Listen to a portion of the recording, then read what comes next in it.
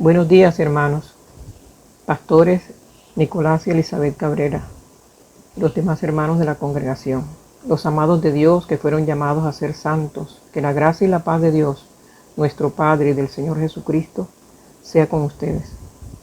Damos gracias a Dios por todos y cada uno de ustedes, hermanos, y ruego a Dios para que nos ayude a que nos fortalezcamos unos a otros con esta fe que ustedes y yo compartimos por las misericordias de Dios. En esta mañana venimos con la ayuda de nuestro Señor Jesucristo, con la ayuda del Espíritu Santo de Dios, a traer esta enseñanza para continuar con el discipulado de la clase número 5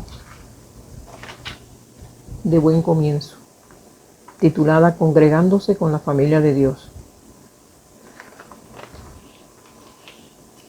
Oremos. Padre Dios, te damos gracias porque tú eres bueno y para siempre es tu misericordia. Gracias te damos porque nos has regalado un día más de vida, Señor, porque tú eres bueno y tú conoces los tiempos, Padre, pero nos has habilitado emocionalmente, físicamente, espiritualmente, para seguir congregándonos de esta manera virtual, Señor. Estamos unidos en el mismo corazón y el mismo espíritu y queremos colocarte, Señor, este tiempo de discipulado en tus manos para que tú sigas ayudándonos, Padre, a aprender más de ti, a enseñarnos tu palabra, Señor, porque así nos fortalecemos los unos a los otros, como a ti te agrada, Señor.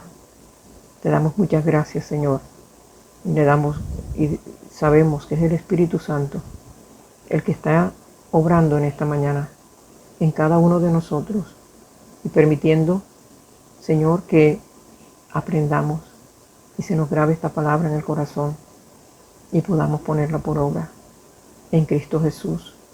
Amén. Continuamos con el discipulado y les solicito, hermanos, que abran sus Biblias en Hechos 2, 42, 47 y también lo tengan allí en Hechos 4, 32, 37. Dice el tema en esta mañana, fuerte sentido de comunidad. Los versículos 44 y 45 de la nueva versión de la Reina Valera contemporánea dice, 44 y 45, vendían sus propiedades y posesiones y todo lo compartían entre todos según las necesidades de cada uno. Todos los días se reunían en el templo y partían el pan en las casas y comían juntos con alegría y sencillez de corazón. La segunda cosa a observar aquí es la fuerte imagen de comunidad en este pasaje. Estos cristianos no eran exploradores solitarios, recorriendo solos el trayecto de la vida. Individuos autónomos sin responsabilidad por alguien más. En cambio, eran parte de una comunidad muy diferente que estaba marcada por el compromiso mutuo.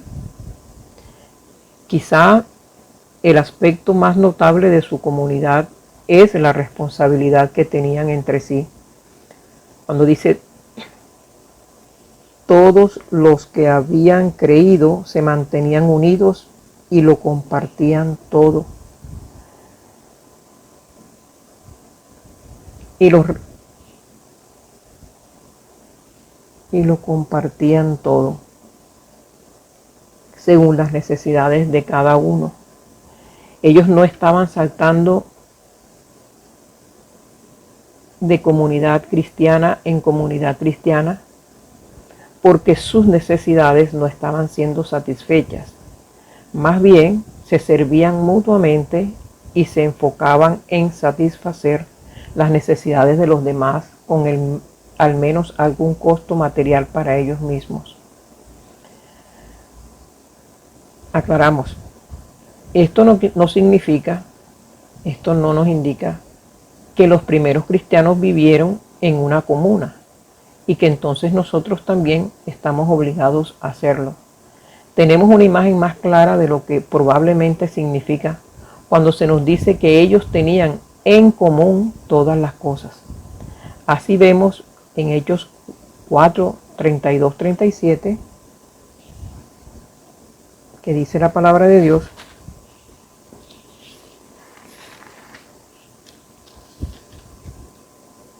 la vida comunitaria. Todos los que habían creído eran de un mismo sentir y de un mismo pensar. Ninguno reclamaba como suyo nada de lo que poseía, sino que todas las cosas las tenían en común. Y los apóstoles daban un testimonio poderoso de la resurrección del Señor Jesús, y la gracia de Dios sobreabundaba en todos ellos. Y no había entre ellos ningún necesitado, porque todos los que poseían terrenos o casas los vendían, y el dinero de lo vendido lo llevaban y lo ponían en manos de los apóstoles, y este era repartido según las necesidades de cada uno. Fue así como José, un levita de Chipre, a quien los apóstoles apodaban Bernabé, que significa hijo de consolación, vendió un terreno de su propiedad y entregó a los discípulos un dinero, el dinero de la venta.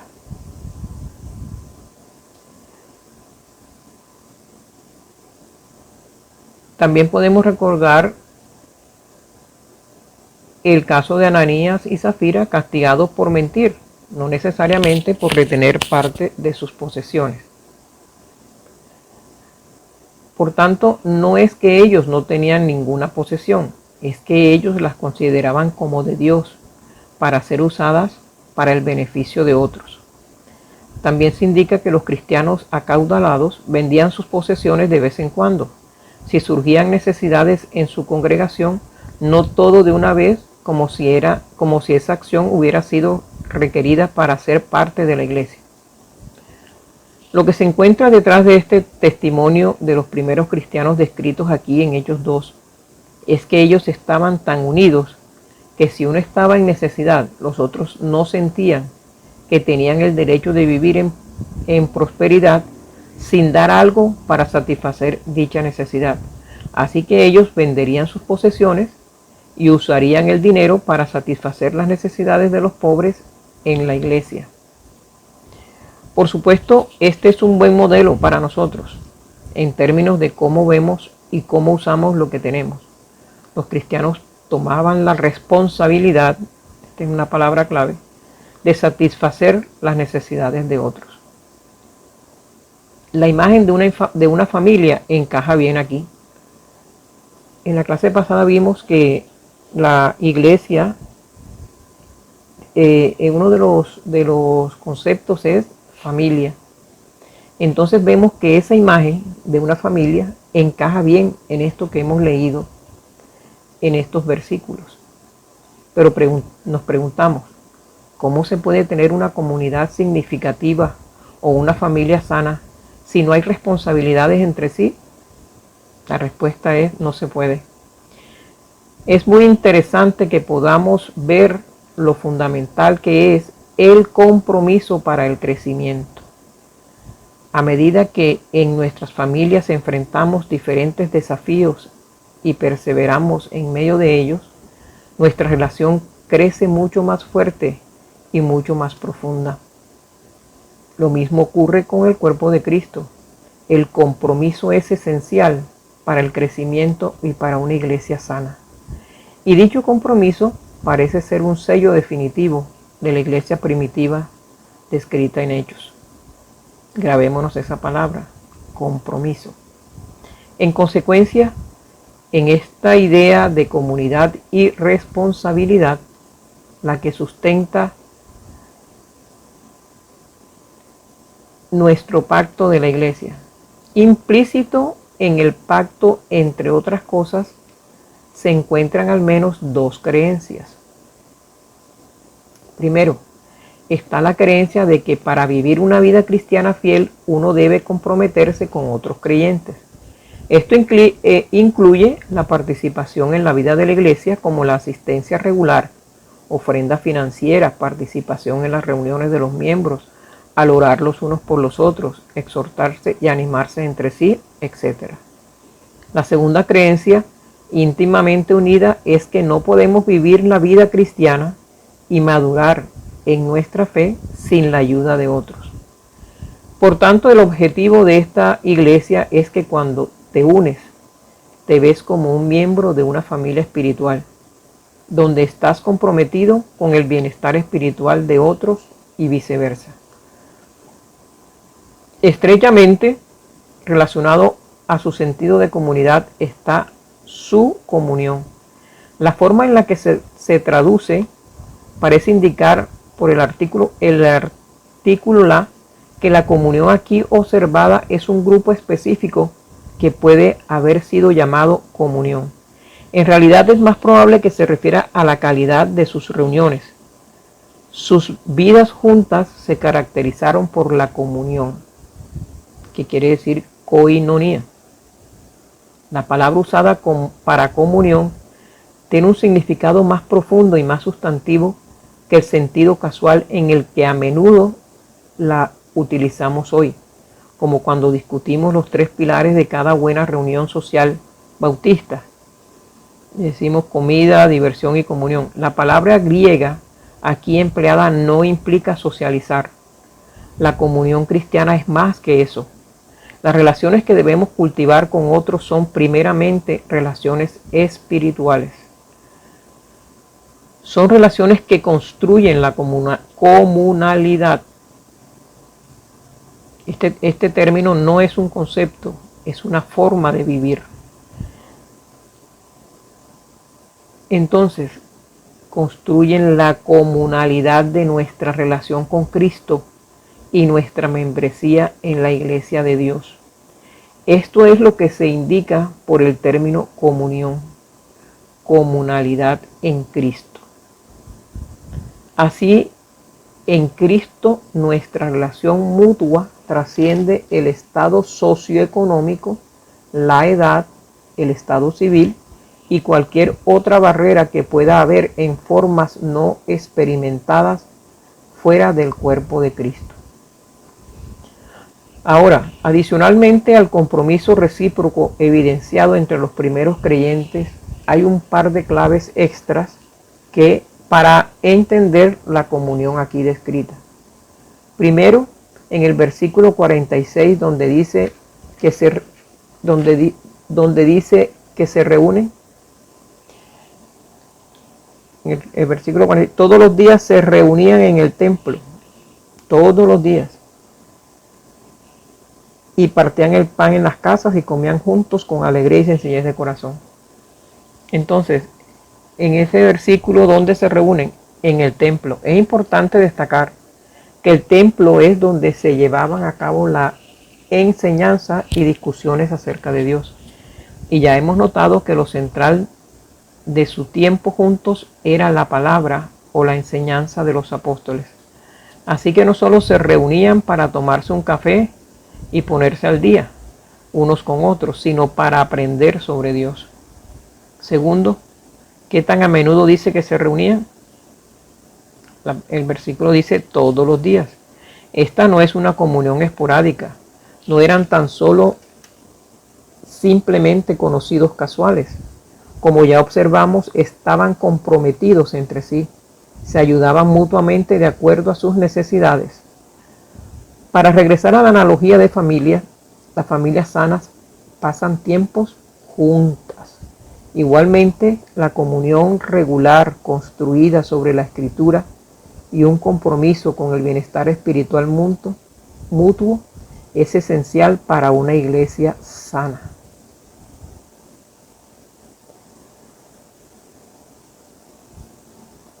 En su libro Disciplinas Espirituales de la Iglesia, Don Whitney escribe: si un niño va a ser emocionalmente sano, necesita la sociabilidad y el ánimo que una familia puede proporcionarle. De la misma forma, cada hijo de Dios necesita la comunión y el ánimo que Dios pretende que reciba de una familia eclesiástica si va a ser espiritualmente sano.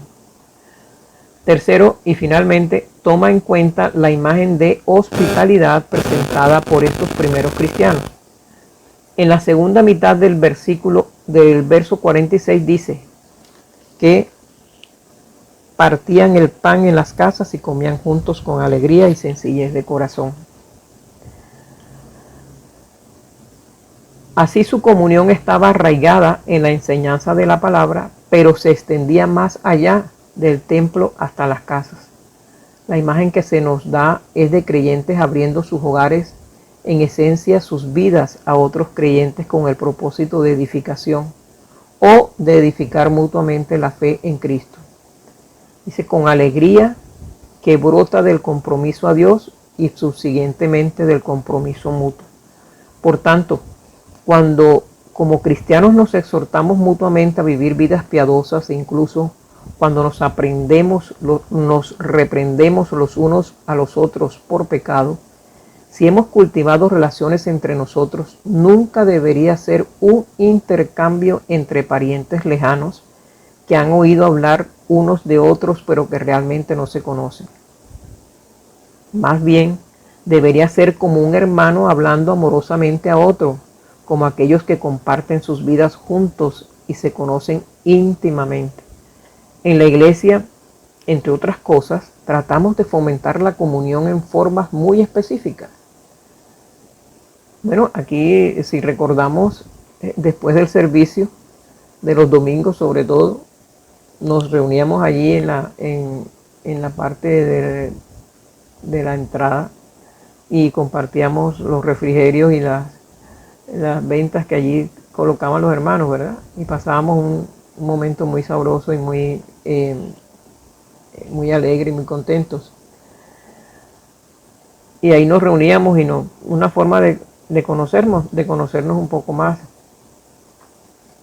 Entonces, para tener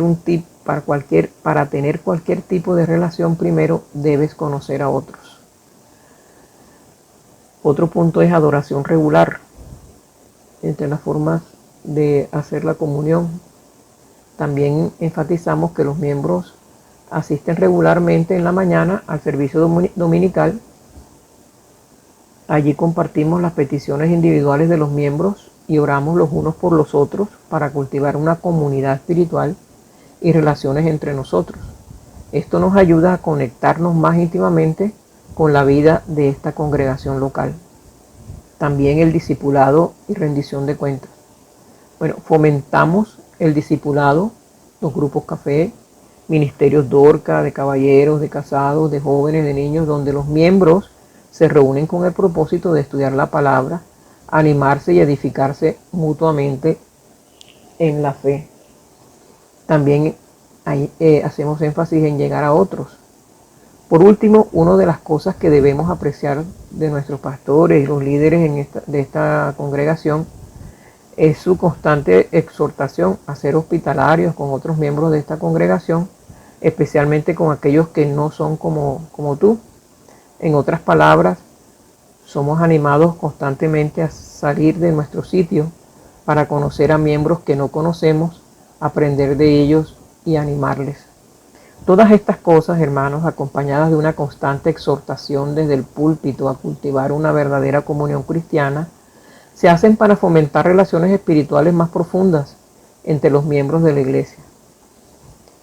Personas que han asistido de manera no muy regular a algunos de los servicios de la Iglesia Bautista de las Delicias han manifestado que se sintieron como una familia, como en una familia. Las personas estaban conectadas e interesadas entre sí. Había unidad y parecía especial. Bueno, eso no sucede por casualidad, sino que se nutre de nuestro compromiso con la comunión espiritual regular e intencional con otros miembros. Claro, somos pecadores y hacemos esto imperfectamente, pero el sentido de una comunión cristiana única es lo que esperamos que los visitantes experimenten cuando vengan a nuestra iglesia y es lo que deseamos cultivar.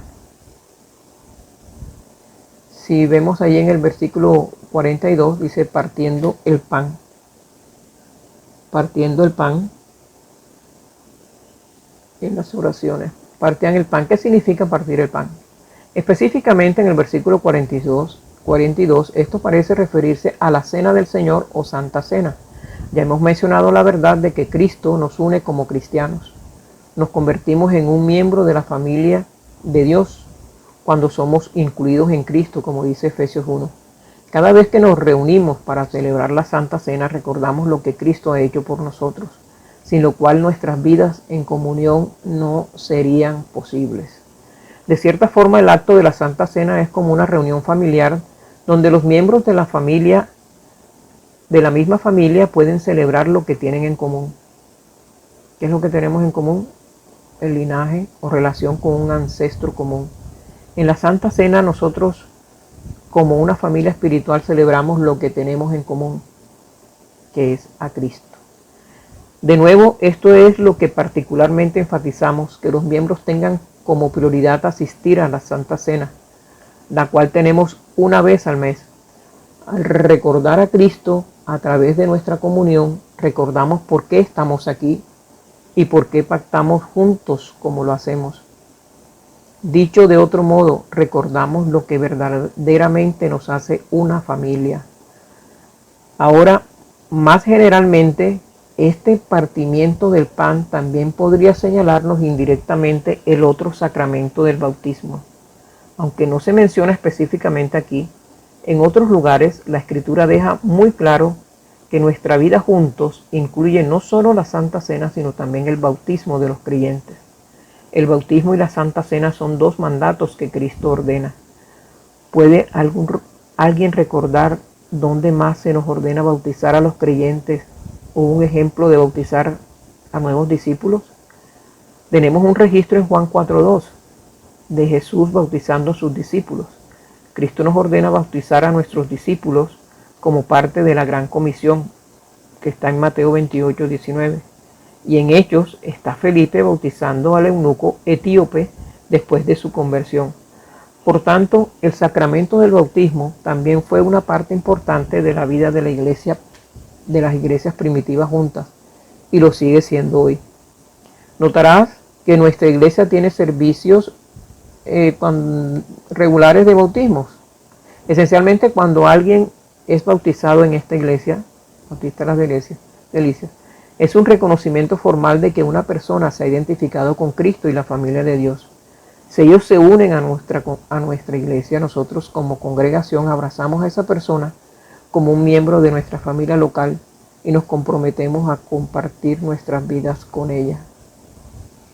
En el versículo 42 también habla de la oración, los cuales se mantenían fieles a las enseñanzas de los apóstoles y en el mutuo compañerismo, en el partimiento del pan y en las oraciones.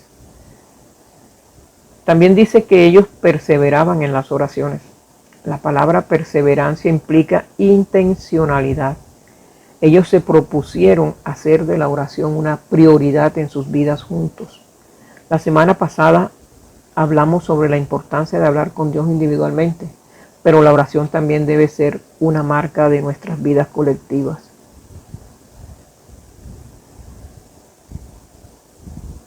Es por ello que pasamos 30 a 45 minutos los miércoles, por ejemplo, por la noche, ahora de manera virtual, tomando las peticiones y orando los unos por los otros, y los domingos también.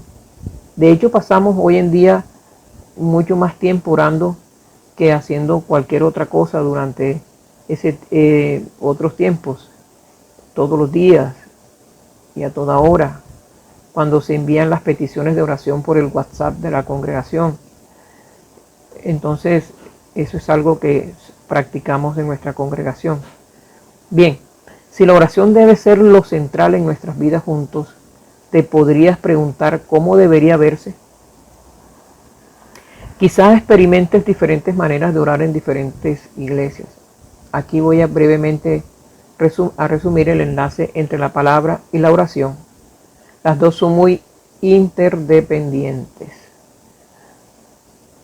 Si la principal forma de Dios para hablarnos es a través de la palabra, entonces es lógico que si queremos alinearnos con la voluntad de Dios, deberíamos mirar a la Escritura para guiar nuestras oraciones. En su libro Disciplinas Espirituales de la Iglesia, Don Whitney menciona que una buena forma de mejorar prácticamente nuestras vidas personales de oración es dejar que la Escritura guíe nuestras oraciones. Aquí en la Iglesia Cristiana Bautista de las Delicias creemos que las Escrituras deberían guiar nuestras oraciones colectivas. Si escuchas atentamente a nuestros servicios de oración, de adoración, y luego nuestra oración pastoral, notarás que tan infundidos están con la Escritura. Estamos alabando a Dios basados en lo que Él nos ha revelado de sí mismo en su palabra. Confesamos nuestros pecados sobre la base de lo que Dios nos ha revelado de nosotros en su palabra. Cuando oramos por otros, nosotros, al igual que Pablo, oramos para que Dios conceda sabiduría y discernimiento especialmente a aquellos que lo necesiten. Pero la idea de que la oración es lo central en nuestras vidas juntos encuentra su expresión más sonora usando las mismas palabras que Dios tan gentilmente nos ha dado. Evidente poder del Espíritu Santo. Podemos observar en el versículo 43, al ver las muchas maravillas y señales que los apóstoles hacían, todos se llenaban de temor. Todos se llenaban de temor.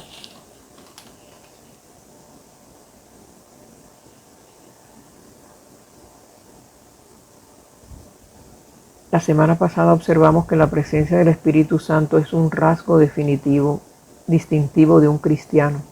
Es lo que diferencia a cristianos de no cristianos. Y según Hechos, el poder del Espíritu Santo era evidente en sus vidas. Dice que muchas maravillas y señales milagrosas fueron hechas por los apóstoles. Ahora bien, ¿cómo se manifiesta esto? ¿Dones visibles especiales? Podemos dejar eso para discusiones futuras, pero claramente deberíamos esperar que el poder del Espíritu esté presente dentro de la iglesia.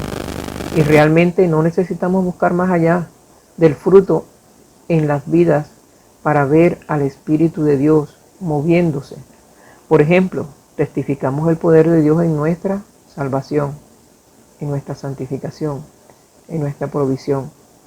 ¿Qué refleja el poder del Espíritu más que ver a alguien muerto en sus transgresiones llegar a la vida espiritual? ¿O ver al Espíritu santificarnos poderosamente, conformándonos más a la semejanza de Cristo? ¿O ver cómo Dios provee para todas nuestras necesidades y otras en el momento preciso? El punto aquí es que nuestras vidas juntos deberían estar marcadas por lo milagroso, por el poder del Espíritu Santo.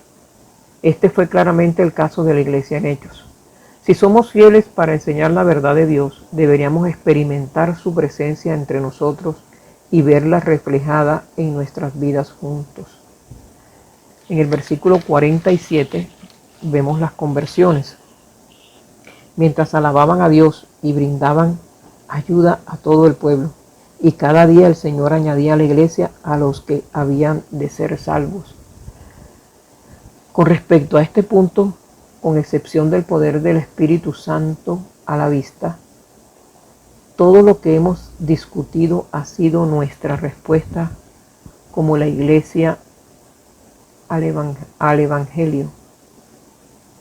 Enseñamos la palabra, nos comprometemos mutuamente, cultivamos la comunión cristiana, oramos y practicamos la Santa Cena. Como resultado de acuerdo al placer y la voluntad de Dios, los pecadores son convertidos. Así, de algún modo, parece apropiado que Lucas mencione esto último, porque las conversiones deberían ser el fruto de la enseñanza de la palabra de Dios y de una comunidad marcada por el compromiso, la comunión, la oración y los frutos del Espíritu Santo. Nuestra vida colectiva marcada por un compromiso amoroso recíproco que incluye la enseñanza, la oración y el poder del Espíritu es un testimonio poderoso de la verdad del Evangelio y habla el amor de Cristo de forma fuerte y convincente a no creyentes. Así que no es sorpresa que una iglesia que esté caracterizada por estas cosas vea entre ellos conversiones, como se muestra en Hechos. Nota cómo la declaración de fe de nuestra iglesia refleja lo que vemos en Hechos. Creemos que una iglesia visible de Cristo es una congregación de creyentes bautizados. asociado con el pacto en la fe y comunión del Evangelio, observando las ordenanzas de Cristo, gobernada por sus leyes y ejerciendo los dones, derechos y privilegios investidos en ellos por su palabra. Tercero, congregándose con la familia de Dios. Tres razones por las que los creyentes deberían comprometerse con una iglesia local. Finalmente, hoy quiero darte, hermano, solo algunas razones por las que es importante para todos los creyentes, pero particularmente para los nuevos creyentes, comprometerse con una iglesia local. Primero, se da prioridad a la participación en una iglesia local en las Escrituras. Como ya hemos mencionado en Hechos 10:25, Dios nos llama a no dejar de congregarnos como algunos tienen por costumbre, sino exhortándonos, y tanto más cuanto veis que aquel día se acerca. Si profesamos ser cristianos, deberíamos estar regularmente en la iglesia. De nuevo, usando la analogía de la familia, nosotros como humanos tenemos una necesidad básica de estar conectados con nuestras familias y deseamos tener relaciones significativas con ellos. Como cristianos, cuya identidad principal ahora es un miembro de la familia de Dios, solo tiene sentido que deseemos estar con otros miembros de nuestra familia espiritual. Desear la comunión espiritual con otros creyentes es una señal de nuestra nueva vida y de la esperanza que tenemos en Cristo. Tercero, la iglesia local es donde los frutos del Espíritu y el amor por otros cristianos que evidencian la realidad de nuestra salvación se desarrollan. A lo largo del Nuevo Testamento y particularmente en Primera de Juan, nuestra salvación se entiende a la luz del amor que tenemos por nuestros hermanos en Cristo u otros creyentes.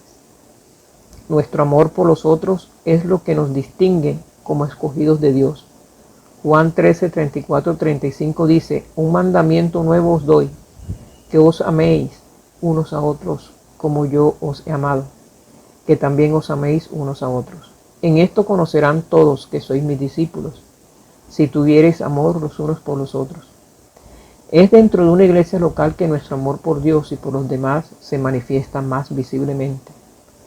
Un beneficio extra de esta verdad es que cuando como individuos reflejamos en el tiempo estos frutos, también ayuda a confirmar nuestra salvación de una forma que no puede hacerse si estamos aislados y no estamos involucrados en las vidas de otros cristianos. Ir a la iglesia promueve el crecimiento espiritual y la protección contra el pecado. Por nuestro lado, y apartados de la enseñanza de la palabra de Dios, podemos rápidamente olvidar que Dios nos ha llamado y sucumbir al error. Efesios 4:11-14 resume la importancia de la palabra de Dios para hacernos madurar y protegernos de cada viento de doctrina, y en nuestro curso, la membresía importa, el cual tomas para convertirte en miembro, enfatizamos que la ausencia del cuerpo es un reflejo del pecado o un portal al pecado. Especialmente como nuevos creyentes, el compromiso a una iglesia local puede ayudarte a vivir más efectivamente tu nueva vida en Cristo.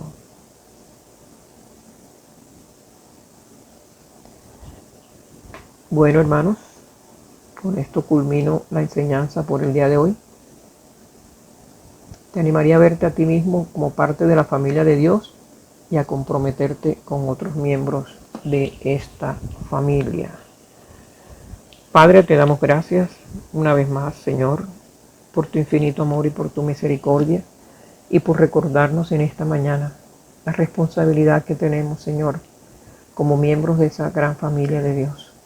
Ayúdanos, Señor, a pensar más en nosotros, a tener esa necesidad de responsabilizarnos por los demás, de cuando está a nuestro alcance ayudar a las otras personas, a nuestros hermanos en Cristo, a hacerlo, porque estamos haciendo la voluntad de Dios y porque es una muestra fehaciente de que el amor de Dios está en nuestros corazones.